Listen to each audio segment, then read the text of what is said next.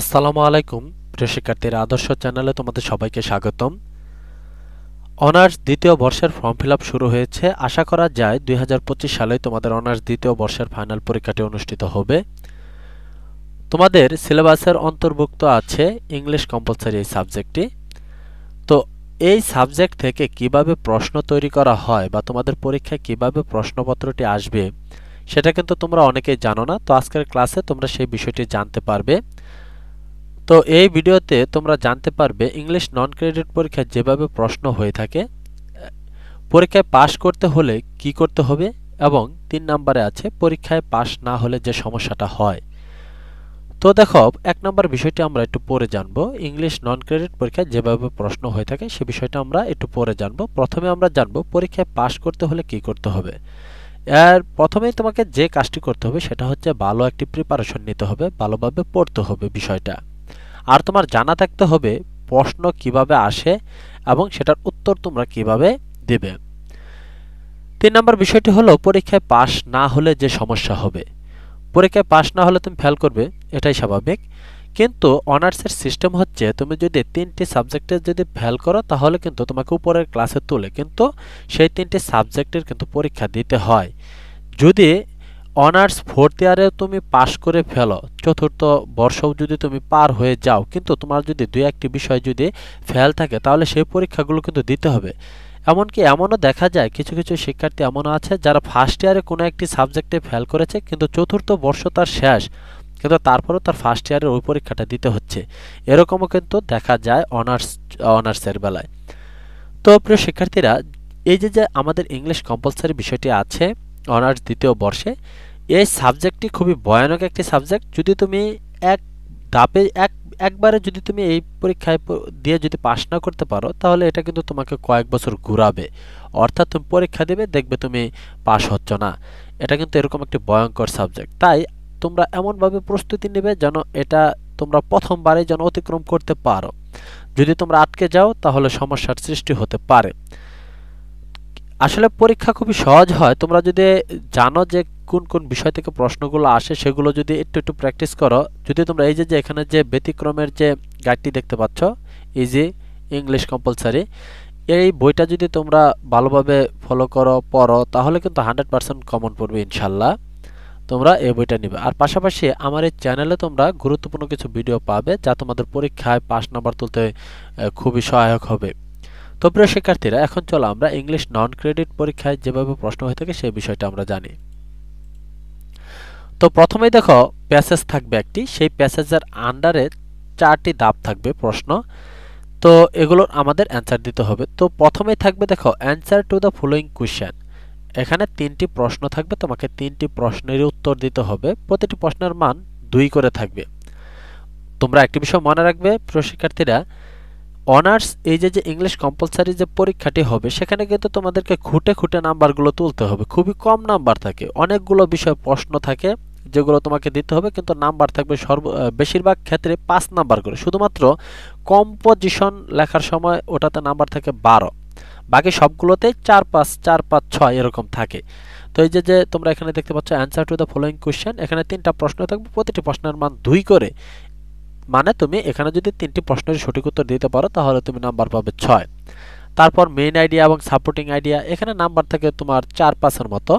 তো main idea এটা হচ্ছে এই যে প্যাসেজটি দেওয়া থাকবে সেই প্যাসেজের মেইন আইডিয়া, মানে প্যাসেজটা কি সম্পর্কে আলোচনা করা হয়েছে তার মেইন বিষয়টা, এবং সাপোর্টিং কিছু সহকারী যে বিষয়গুলো যা আছে সাহায্যকারী বিষয় সেগুলো তোমাকে টেবিল আকারে লিখতে হবে। পরে meaning of the following words in English and make sentence. তো 3 নাম্বার যে ধাপটি থাকবে সি নাম্বারে, সেখানে তোমাকে 7টি শব্দ দেওয়া থাকবে ইংলিশ, সেই ইংলিশের শব্দের অর্থগুলো তোমাকে ইংলিশে লিখতে হবে এবং সেই শব্দ দিয়ে একটি করে বাক্য তোমাকে লিখতে হবে। প্রতিটির জন্য নাম্বার থাকবে 5 করে। পরে থাকবে সামারি, যে প্যাসেজটা দেওয়া থাকবে তার মূল বিষয়টা তোমাকে লিখতে হবে। এই সামারির জন্য বরাদ্দকৃত নাম্বার 5-এর মতো। তো তারপরে দেখো আছে 2 নম্বরে থাকবে কারেক্ট দ্য ফলোইং সেন্টেন্স।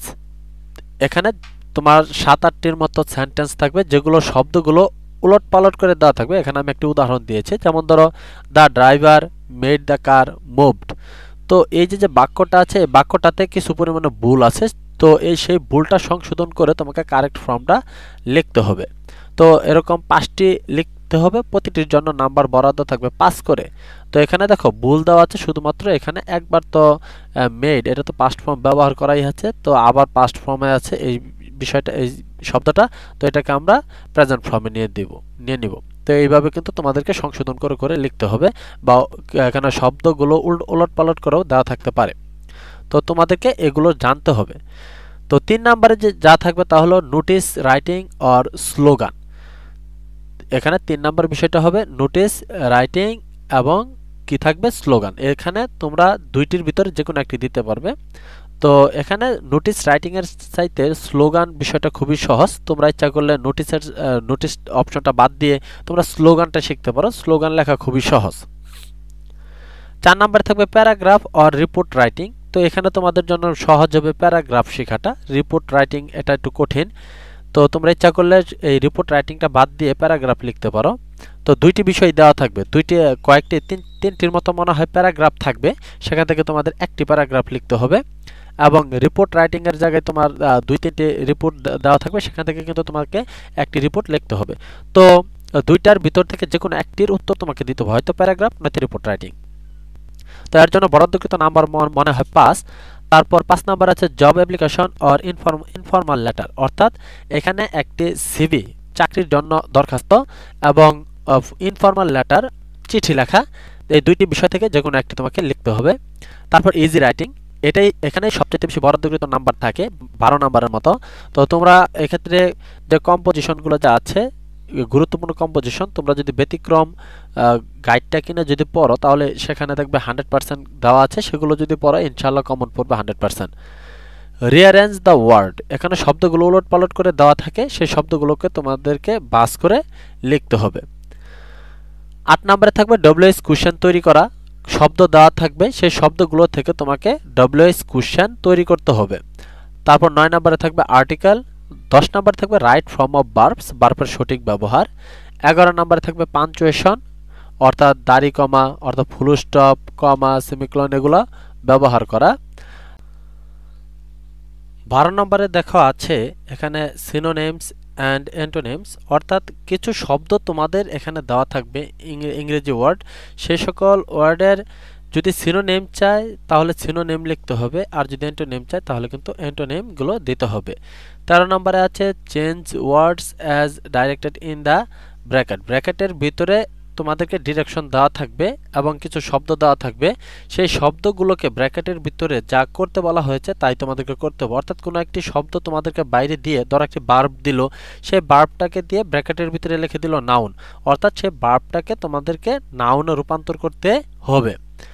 আর দেখো 14 নম্বরে আছে ট্রান্সলেট ইনটু ইংলিশ, অর্থাৎ ইংলিশে ট্রান্সলেট করতে হবে। এখানে একটি বাংলা প্যারা দেওয়া থাকবে কোনো কিছুর, সেই প্যারাটাকে তোমাদেরকে ইংরেজিতে কনভার্ট করতে হবে। তো এইগুলো নাম্বার, এই এতগুলো অপশন কিন্তু তোমাদেরকে লিখতে হবে। দেখো কিন্তু নাম্বারের পরিমাণ কিন্তু খুবই কম, তাই যদি তোমরা 5 নাম্বার তুলতে চাও তাহলে কিন্তু ভালো পড়তে হবে। তাই তোমরা পরীক্ষার আগে একটি ভালো প্রিপারেশন নিয়ে নাও, আর ব্যতিক্রম যে সাজেশনটি আছে সেটা কিন্তু তোমরা অবশ্যই